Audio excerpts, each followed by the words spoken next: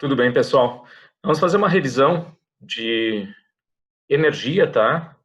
E conservação, incluindo ali algumas questões do Enem. Vou pegar aqui o arquivo. Ok.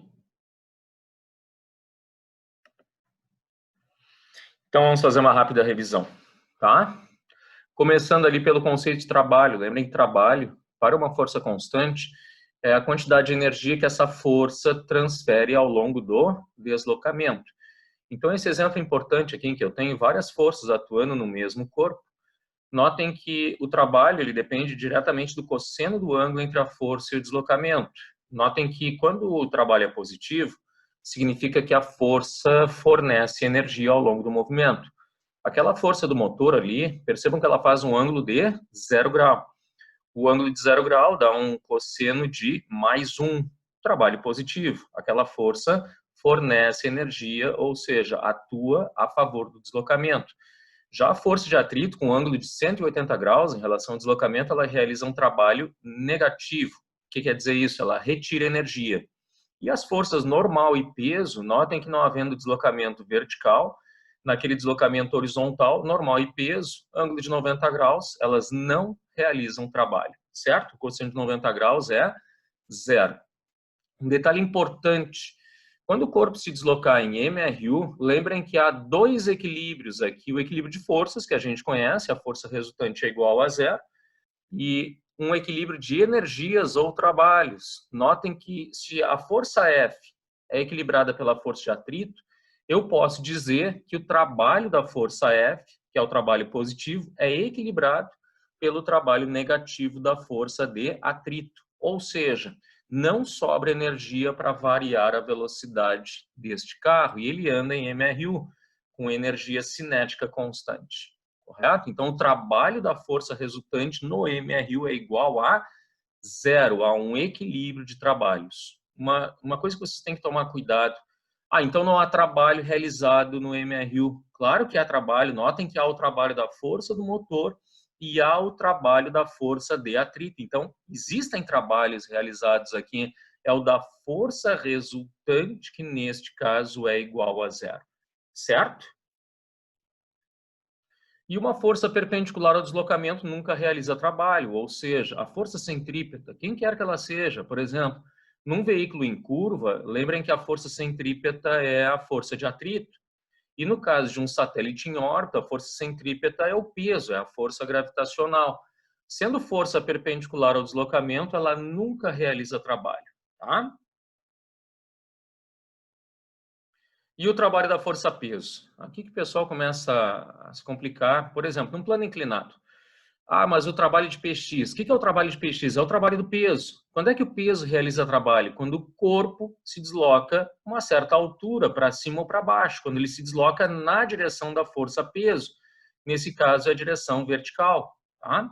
Como é que eu calculo sempre o trabalho da força-peso? O trabalho da força-peso é sempre, independente do trajeto, é calculado por P vezes H, ou seja, mgh. Não interessa se o trajeto é mais longo, não interessa se ele cai ou sobe na vertical, ou se ele cai ou sobe numa trajetória de um plano inclinado.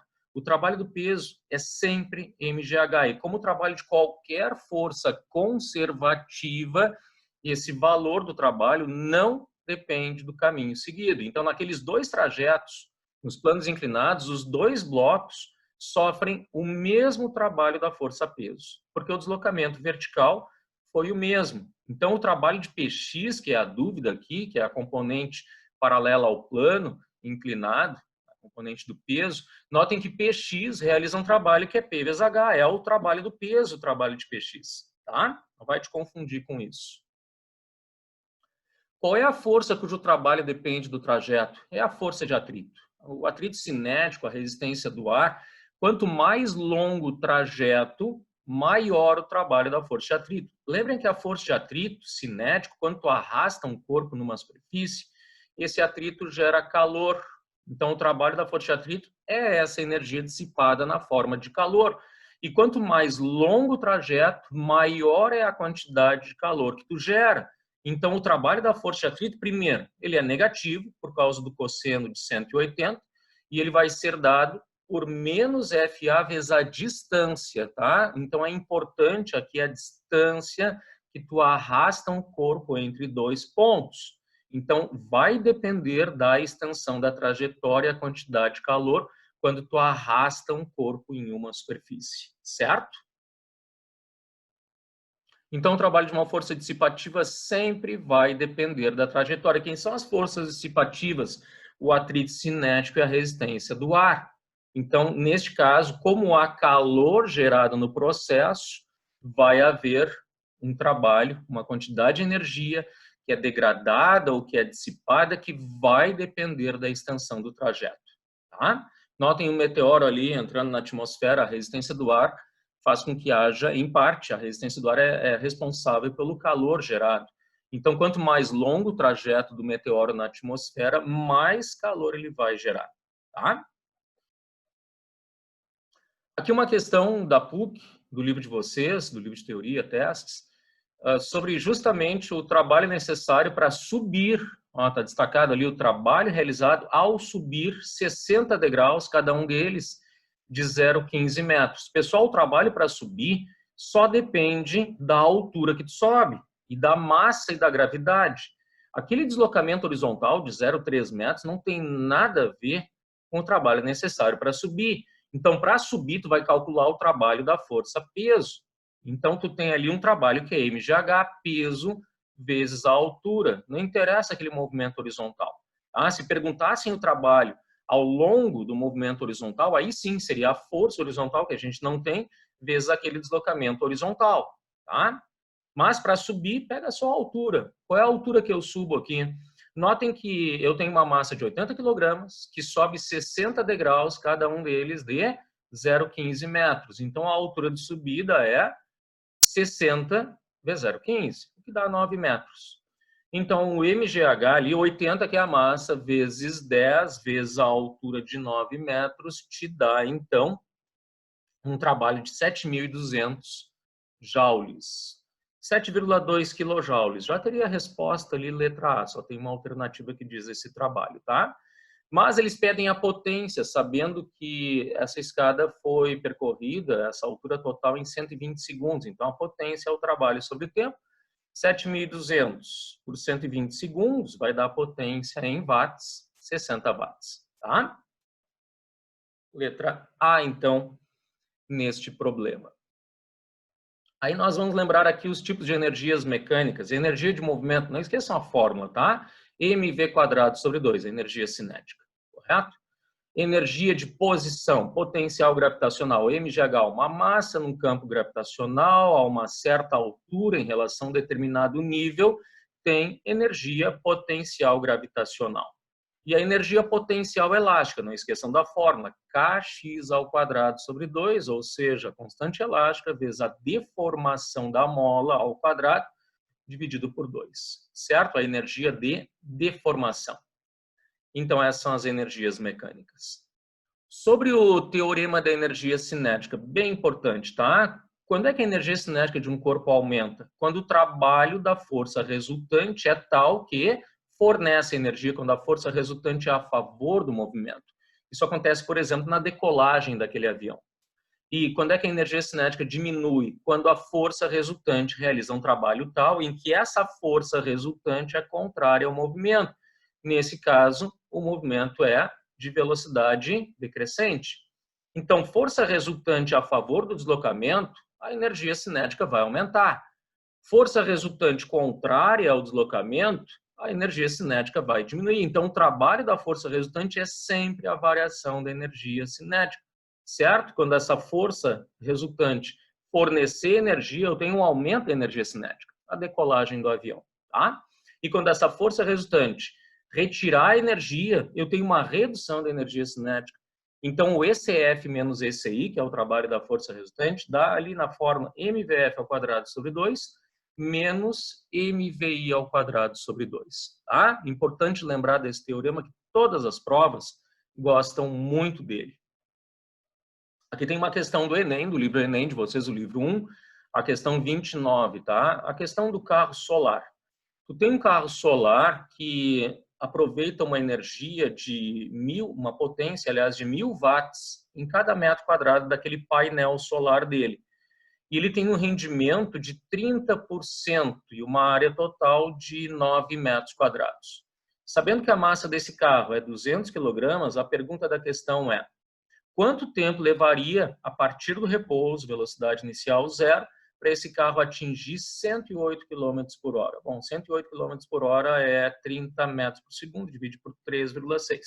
Bom, quais são os cálculos que eu tenho que fazer? Então, em quanto tempo esse carro, com um rendimento de 30%, daquela potência de 1000 watts por metro quadrado, em quanto tempo ele vai de 0 a 30 metros por segundo? Deixa eu abrir um quadro aqui.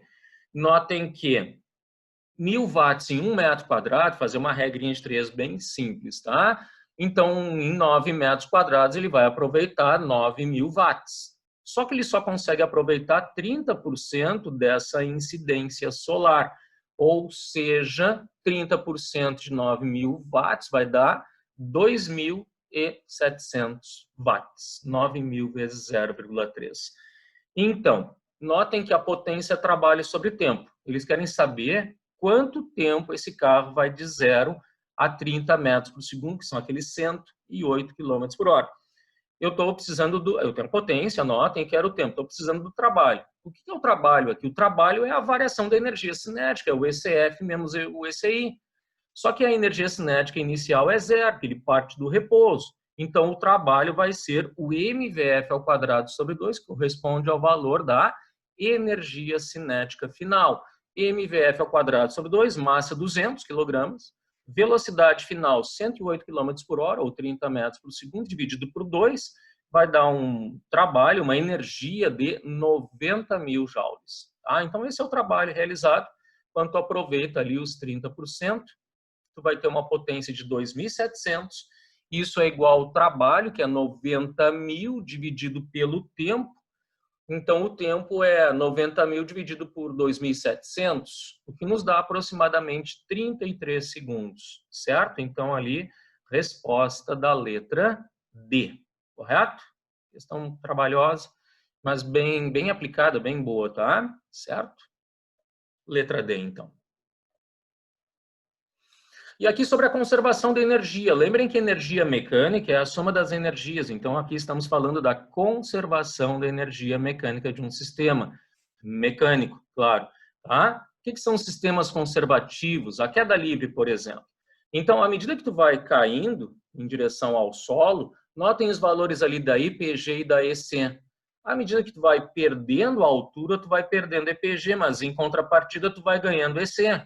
E o que tu perde de EPG, tu ganha em EC, de forma que a soma das duas vai sempre dando o mesmo valor, nesse caso 10.000 joules.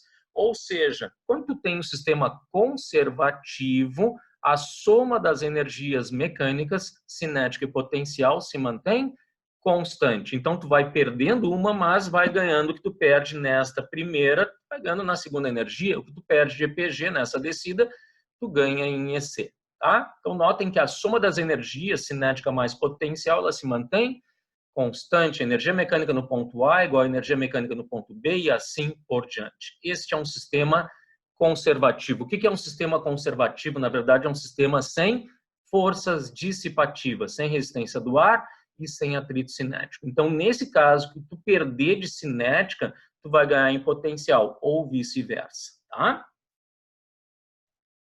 Já um sistema não conservativo, tu gera calor. Por quê? Porque tu tem força de atrito, o atrito gera calor. Lembrem que o trabalho da força de atrito é uma quantidade de energia dissipada na forma de calor. Então, esse corpo aqui está caindo. No ponto A, ele tem 10.000 de EPG e EC igual a zero. E lá no ponto B, antes de bater no solo, ele tem 8.000 de EC e 0 de EPG. No meio do caminho foram dissipados 2.000 joules de energia mecânica na forma de calor. Então, essa dissipação da energia mecânica, essa variação da energia mecânica entre os pontos A e B é o trabalho da força de atrito, 2.000 joules em módulo. Então, sempre que tiver calor gerado no processo, é porque houve atrito e dissipação ou perda, dissipação da energia mecânica do sistema. A energia mecânica, nesse caso, não permanece constante. tá? Notem, ali uma expressão importante, tá? O trabalho da força de atrito é a variação da energia mecânica. A energia mecânica final menos a inicial. Esse trabalho dá menos 2.000 joules, o trabalho da força de atrito, tá? Vamos trabalhar com algumas questões. Aqui uma questão da URGS, a questão do arco e flecha. Vamos trabalhar questões conservativas e não conservativas para a energia mecânica, tá? Aqui, no arco e flecha, eles querem saber, supondo, tá? Então, o arco está deformado de uma distância de 0,5 metros, a deformação da corda do arco e do próprio arco. E supondo que toda a energia armazenada no arco seja transferida para a flecha. Que tipo de energia eu tenho aqui? A energia de deformação do arco e da corda, energia potencial elástica. Essa energia vai ser transmitida para a flecha na forma de energia cinética. Então, eles querem saber qual é a velocidade com que a flecha sai após essa total transformação de EPE em EC. Tá? São dados os valores ali. Notem uma força horizontal de 200 newtons. Que força é essa de 200 newtons? A massa da flecha, 40 gramas, e a deformação da corda, o X, é de 0,5 metros. Bom, notem que a EPE se converte em... Posso igualar as fórmulas, tá? Kx ao quadrado sobre 2 é igual a mv ao quadrado sobre 2. O problema é o seguinte, aqueles 200 newtons são de força elástica, e não é a constante elástica como muita gente interpreta, tá? A constante elástica não foi fornecida nessa questão, eu vou ter que calcular. Então, eu tenho a força elástica 200 newtons e eu tenho a massa da flecha, que eu já converti ali em quilogramas, 0,04, divide por 1000, tá? Então, primeiramente, eu vou ter que calcular a constante elástica. Como? Através da fórmula da força elástica, a lei de Hooke. Então, F é igual a Kx, 200 é igual a K vezes 0,5. Notem que a constante elástica do sistema ali, que é deformado, é 400 newtons por metro. Agora sim eu tenho como colocar esse valor lá na expressão de igualdade das energias e então calcular a velocidade. Então, K, cancelei os dois ali, tá? O denominador do Kx ao quadrado sobre 2, do mv ao quadrado sobre 2, tá? Cancelei aqueles dois números, dois dos denominadores, tá? Então, 400, que é a constante elástica, vezes 0,5, que é a deformação ao quadrado, igual a massa, 0,04 vezes a velocidade ao quadrado. 400 vezes 0,25 dá 100. Isso é igual a 0,04 vezes v ao quadrado. 100 por 0,04 vai dar 2.500. Então, v ao quadrado é igual a 2.500. Tira a raiz de 2.500, dá 50 metros por segundo. Tá? É a velocidade com que a flecha é disparada após transformar a energia de deformação em energia de movimento. Letra C na questão. Correto? Questão boa da URGS. Eles gostam de energia potencial elástica, incluindo o Enem, tá? Falando em Enem, surgiu uma questão do Enem bem importante essa. Tu tem a seguinte situação. Então, aqui também a questão 25 do nosso livro 1 Enem. Um automóvel em movimento uniforme. Lembra que é um movimento uniforme, velocidade se mantém constante em imóvel, tá? Anda por uma estrada plana, quando começa a descer uma ladeira. Bom, eles querem saber assim, ó, mantendo a velocidade escalar constante, quer dizer, o módulo da velocidade se mantém constante neste movimento uniforme durante a descida do carro nesta ladeira. Então, durante a descida, o que ocorre com as energias potencial, cinética e mecânica do carro? Bom, notem que as perguntas são sobre essas três energias. Tá? Ao longo da descida, a EPG, a EC e a energia mecânica. O que vai acontecer com cada uma delas?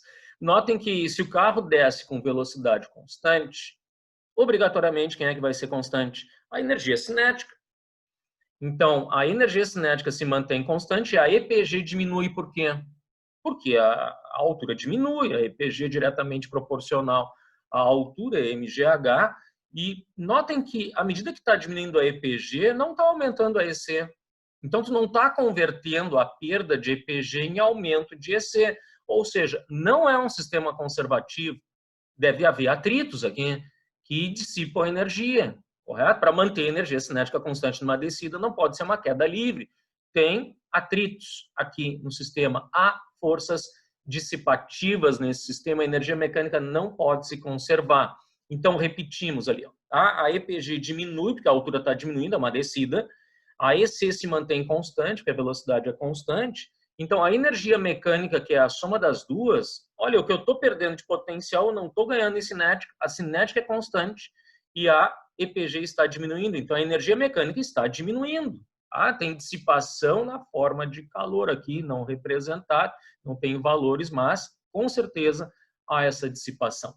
A alternativa que diz alguma coisa que preste aqui é a letra D, a energia mecânica diminui, pois a energia cinética se mantém constante, mas a energia potencial gravitacional diminui, tá?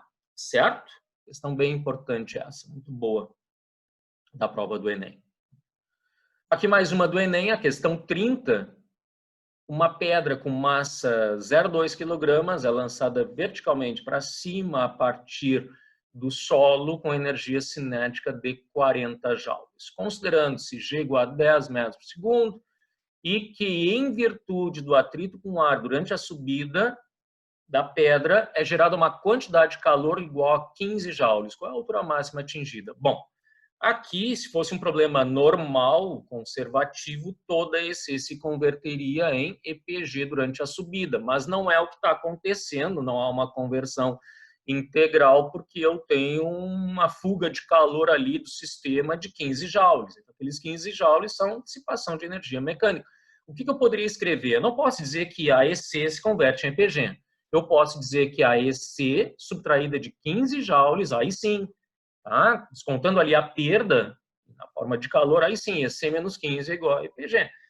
A EC de lançamento foi 40 joules, aqueles 15 ali então são o calor.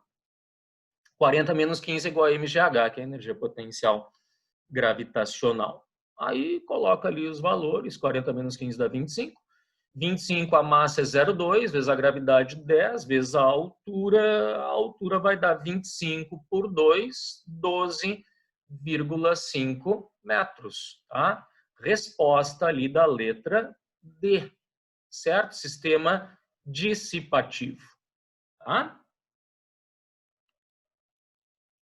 Então é isso, pessoal. Espero que tenha ajudado. A próxima aula de revisão vai ser sobre colisões, leis de conservação das colisões, tá? Até breve. Um abraço, se cuidem, tá?